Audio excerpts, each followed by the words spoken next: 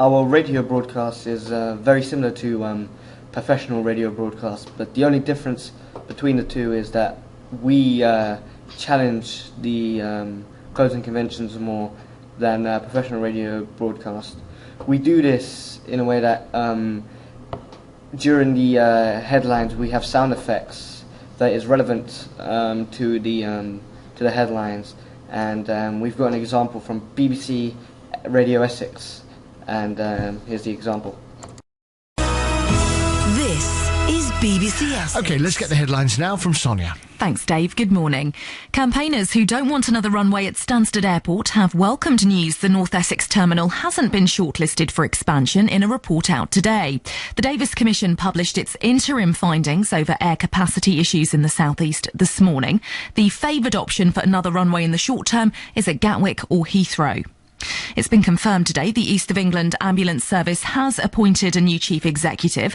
Dr Anthony Marsh will take charge from January next year. He's currently boss of the West Midlands Service and will also continue in that role.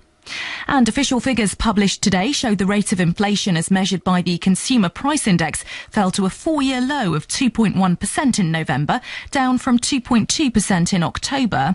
The headline rate of inflation, the Retail Price Index, remained unchanged at 2.6%. On to BBC Essex Sport now, and the England cricket captain Alice. In this radio broadcast, you got to hear the different types of codes and conventions.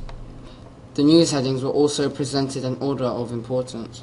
We deliberately decorated our news headlines to challenge the codes and conventions. Here's an example from our radio broadcast. Welcome to Kilburn Radio News. You're with your host, Ruben Eleuterio. This morning's headlines: murder hunt after a shooting in Easton. The number of gang-related violence rises. Closed down shops in Kilburn increases dramatically. Car accidents leads to arguments amongst residents. Teenagers stealing from local newsagents. And then weather in Kilburn. Now, a shooting in Neeson which occurred in the early hours this morning. As you just heard from both the radio news shows, our one challenges the codes and conventions more because we have a soundtrack after each headline which challenges it more than a professional radio news show.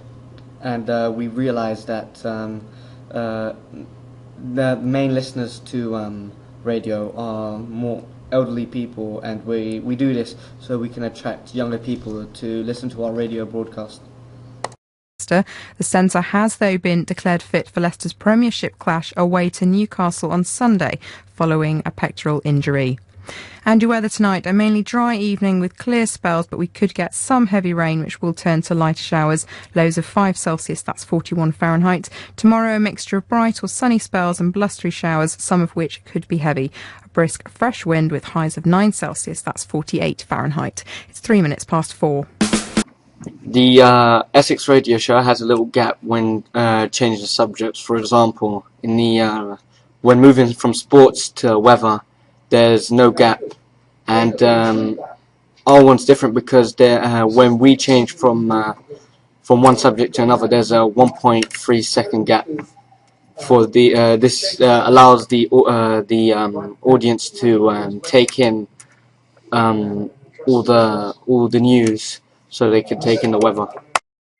This has made a lot of shop owners hesitant towards letting more than 3 school students in at the same time.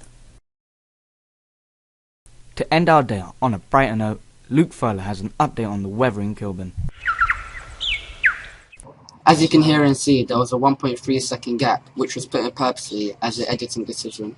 This gave the audience a break from the negative headlines to something much more positive.